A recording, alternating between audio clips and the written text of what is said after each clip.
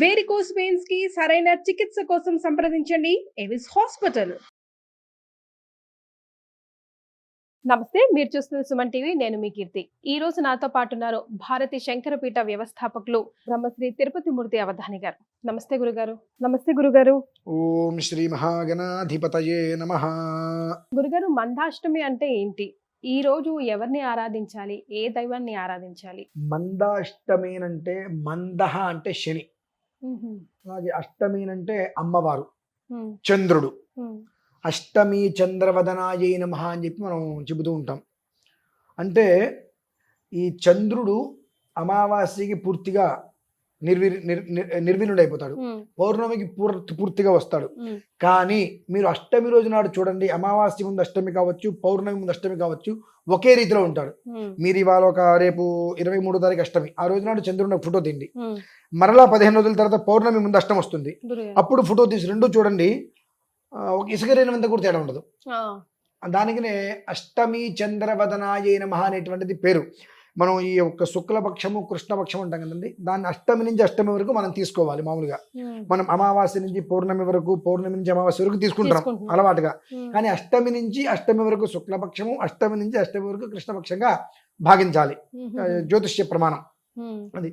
ఆ రోజు నాడు కొన్ని ప్రక్రియలు చేయటం వలన మనకు కులదేవతలు, గ్రామ దేవతలు, అలానే మొక్కుకునేటువంటి మొక్కుబడులు ఉంటాయి, వీటి నుంచి పూర్తిగా బయటపడతారండి.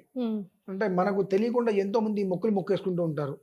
ఎందుకు మొక్కుకుంటున్నారో పాప మొక్కే వాళ్ళకు కూడా తెలియదు. నాకు ఇది కావాలి భగవంతుడా, నీకు 100 కొబ్బరికాయలు కొడతా, లేదంటే నాకు ఆ ఉద్యోగం కావాలి, నీకు ఇది ఇస్తా, నాకు అది కావాలి, నీకు ఇది ఇస్తా అని రకరకాలుగా మొక్కేసుకుంటూ ఉంటారు. మొక్కుకోవచ్చా మొక్కుకోకూడదు అంటే అది కూడా తెలియదు. ఇప్పుడు నేను చెప్పాను అనుకోండి, ఈయన పెద్ద వేత్త, ఈయనకు తెలుసా అని అంటారు. నేను 100కి 1000 సమాధానాలు చెప్తా. మొక్కు అనేటువంటిది, నేను ఇవాళ ఒక మొక్కుకోవాలంటే మా నాన్నగారి అనుమతి కావాలి. నాకు తల్లిదండ్రులు నాకు బ్రతికే ఉన్నారు కదా, వాళ్ళ అనుమతి లేకుండా నేను మొక్కుకుంటే వాళ్ళు బ్రతుకున్న వాళ్ళతో సమానం కదండి. వాళ్ళకి జ్యేష్ఠత్వం పోయింది కదా, అంటే వాళ్ళ పెద్దరికం ఏమిటి, ఇంకా వాళ్ళ నుంచి నేను వచ్చా, నాకు పిల్లవాడు పుట్టాడు, అయినప్పటికీ కూడా వాళ్ళు పెద్దవాళ్ళు ఉన్నంతకాలం కూడా వాళ్ళ అనుమతి తీసుకొని నేను ఏదైనా చేయాలి. ఒకవేళ తల్లిదండ్రులు లేదు, మా అన్నయ్యల అనుమతి తీసుకోవాలి. ఇటువంటివి నేను ఏదైనా మొక్కుకోవాలంటే అనుమతి తీసుకోకుండా నేను మొక్కుకుంటే అది చెల్లుబాటు కాదు. ఏదైనా అదేదే అసలు మొక్కు అనేటువంటిది లేదు అక్కడ. కానీ మనం ఏం చేస్తుంటాము, సంబంధం లేదు, ఏదో ఒకటి మొక్కేసుకుంటుంటాం. మొక్కేసుకొని ఏదైనా చిన్న దెబ్బ తగిలితే ఏదో మొక్కుకున్న మొక్కు ఏంటో గుర్తు రావట్లేదు నాకు, అందువల్ల ఈ దెబ్బ తగిలింది. ఆ భగవంతుడు సాడిస్టులాగా స్వతహాగా అజ్ఞానం, అంధకారము, లోభగ్రస్త హృదయం ఎవరికి ఉంటాయి? మనుషులకు ఉంటాయి. భగవంతుడికి అవన్నీ ఉండవు. కానీ ఇవి నాకు ఈ దెబ్బ తగిలింది, ఆ రోజు నేను మొక్కు తీరుస్తానని దేవుడికి తీర్చలేదు కాబట్టి నాకు ఈ కష్టపెట్టాడు. ఆయనకి ఇన్ని కోట్ల మందిలో నిన్ను చూస్తున్నాడా అంటే నువ్వేం మొక్కు పెట్టుకున్నావు, నీవు మొక్కు తీర్చలేదు, నీకు కష్టం పెట్టాలి, పొల పెట్టుకొచ్చాలనే ఆయనకి వేరే పని లేదా? అంటే మన భయం. నీ మొక్కుకి దానికి సంబంధం లేదు. నువ్వు మొక్కు తీర్చుకున్నా తీర్చుకోకపోయినా నీకు జరిగే అనర్థాలు, నీకు జరిగే యోగాలు నీకు జరుగుతూనే ఉంటాయి. ఎందువలన? ఈ మొక్కు ధర్మశాస్త్రంలో లేదు, శాస్త్ర ప్రమాణం లేదు, పెద్దవాళ్ళ నుంచి రావాలి కాబట్టి సంబంధం లేదు. అయినా ముడుపులు కట్టేసి, చెంబులు కట్టేసి పెట్టేస్తుంటారు. కొంతమంది అసలు ఏం చేశారో కూడా తెలియదు. ఇటువంటి వాళ్ళు ఆ భయం నుంచి బయటపడేటువంటి దినం మనకి 2 ఉన్నాయి. మొన్న 16 తారీఖు ఒకటి గడిచిపోయింది. 16 తారీఖు ఇది ఒక గడిచిపోయింది. మళ్ళీ 23 తారీఖు భగవంతుడు మనకి ఇచ్చాడు ఈ యోగాన్ని. అలానే మనకు కులదైవం ఉంటుంది. ఈ కులదైవాన్ని ప్రతి ఒక్కరూ కూడా ఇంట్లో ఏ పూజ చేసినా, గణపతి పూజ చేసినట్టు కులదైవాన్ని ప్రార్థించుకోవాలి. మనం చెయ్యం కనుకనే మనకు అనేక కష్టాలు ఎందుకు వస్తూ ఉంటాయి అంటే కులదేవత ఆగ్రహం. అది వాళ్ళు ఎవరైనా కావచ్చు. కొంతమంది ప్రతి పేరులో నాగాని కలుపుతూ ఉంటారు, నాగేంద్ర స్వామి కులదేవం లాగా. కొంతమంది ప్రతి ఇంట్లోనూ కూడా రామ అనేటువంటి పేరు పెంచుతుంటారు. కొంతమంది రకరకాలుగా ఆ ఇంటి పేరు ఏదైతే ఇంటి దైవం ఉంటారో వారి పేరు వచ్చినట్టుగా చేస్తూ ఉంటారు.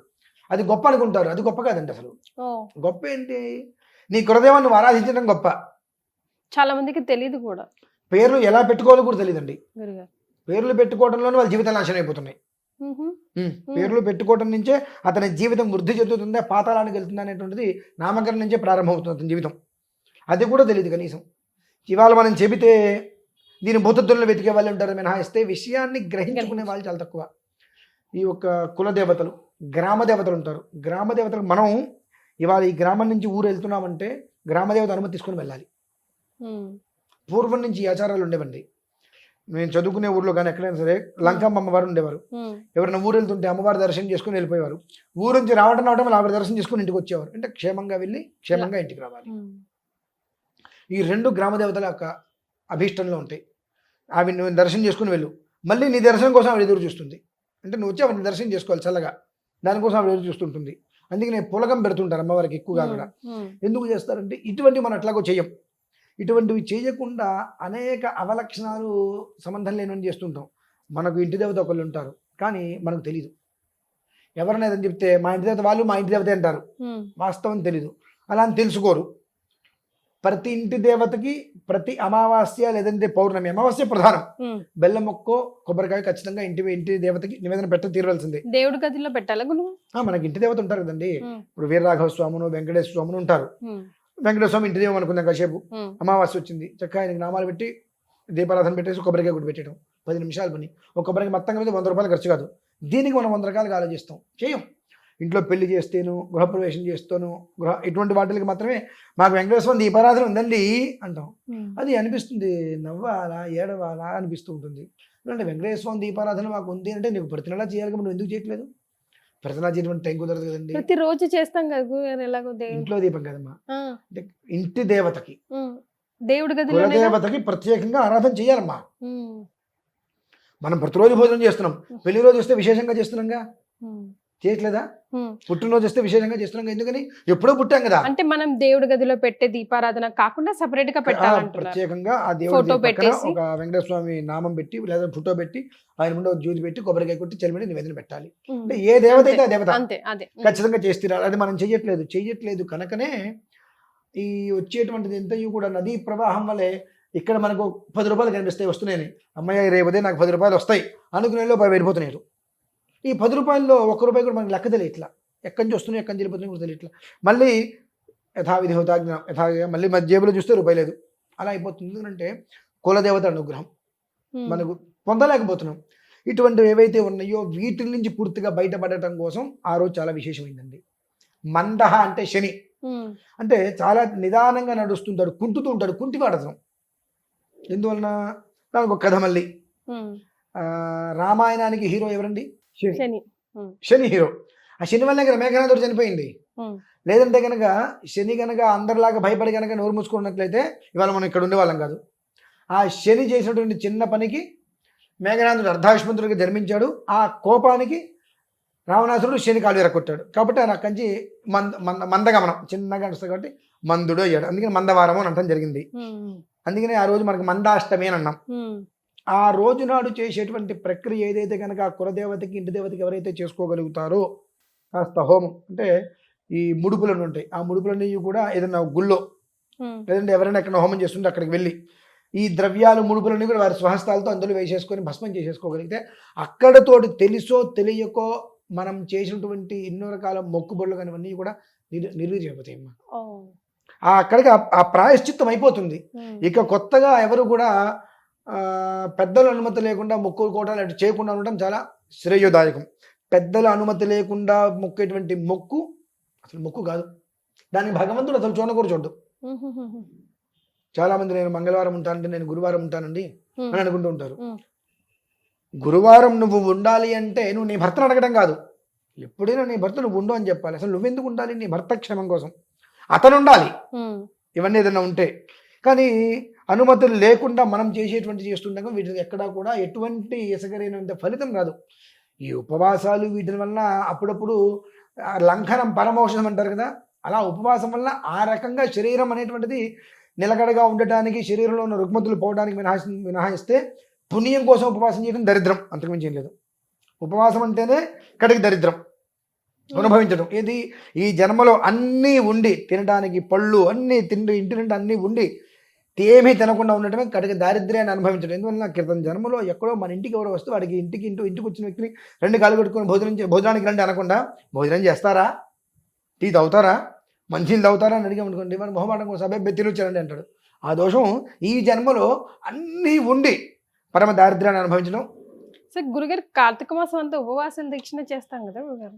ఉపవాసానికి చాలా విధానాలు ఉన్నాయి. అది తెలిస్తే మనం ఇలా అజ్ఞానంగా ఎందుకుంటాం అసలు? నిజంగా చెప్పంటారు ఒక్క మాట. ప్రతి ఒక్క మనిషికి ధర్మసూత్రం అనేటువంటి మూలం తెలిస్తే నాలాంటి వాళ్ళు ఇక్కడ కూర్చొని చెప్పాల్సిన అవసరం లేదమ్మా. అది తెలియదు కాబట్టి ఎంత చెప్పినా తెలుసుకోలేకపోతున్నారు. అందుకని నాలాంటి వాళ్ళు పెరుగుతూ ఉన్నారు ఇక్కడ చెప్పేవాళ్ళు. ఎంతమంది చెబుతున్నారో అంతమంది చెయ్యని వాళ్ళు ఇంకా ఉన్నారు.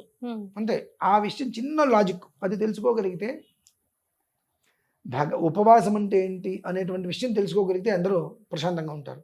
కనుక అంటే మళ్ళీ టాపిక్ పక్కకి వెళ్తుంది, అది ఇంకో వీడియో చేసుకోవచ్చు మనము. ఈ యొక్క మందాష్టమి రోజు నాడు ఈ ఒక్క విధానాన్ని అనుసరించి ఇంట్లో హోమం చేయించుకోవడం కానీ, ఎక్కడన్నా హోమం జరుగుతుంది అనుకుంటే అక్కడ వెళ్ళి వీళ్ళు ఏదైతే కనుక ముడుపులు కట్టినవన్నీ మొక్కుబులు ఉంటాయో అవి తీసుకెళ్ళి అగ్నిహోత్రం వేసి భస్మం చేసుకొని బొట్టు పెట్టుకొని వచ్చేస్తే అక్కడతోటి మొత్తం అన్నీ కూడా తీరిపోతాయి. ఈ యొక్క గ్రామ దేవతలకు, కుల దేవతలకి ఇప్పటివరకు చెయ్యనిది ఏదైతే ఉంటుందో దానికి సంబంధించి అంత బెల్లం ముక్క అగ్నిహోత్రంలో, అటుకులు బెల్లం ముక్క కలిపి అగ్నిహోత్రంలో వేసేయటం. అనంతరం ఒక్కసారి ఓపిక చేసుకొని మీ ఇంటి కులదేవతకి నమస్కారం చేసుకొని ఇంట్లో నలుగురికి భోజనం పెట్టు, గ్రామ దేవతకి పూలగా నివేదన పెట్టు, చాలు. ప్రశాంతంగా ఉంటుంది మన జీవితం. మళ్ళీ వీళ్ళకి తలకాయ నొప్పులు, దోషాలు, నాకు బయటికి వెళ్ళాను ఎదురు దెబ్బ తగిలింది, ఎందుకు తగిలింది, ఆ దేవుడికి ఏదో నేను మొక్కు, ఇటువంటి ఆలోచనలు రాకుండా ఉంటాయి ఖచ్చితంగా. సో తెలిసి తెలియక చేసి మర్చిపోయి ఉన్న ఎలాంటి దోషాలైనా కూడా వెళ్ళిపోతాయి ఈ రోజు. ఖచ్చితంగా. ధన్యవాదాలు గురుగారు.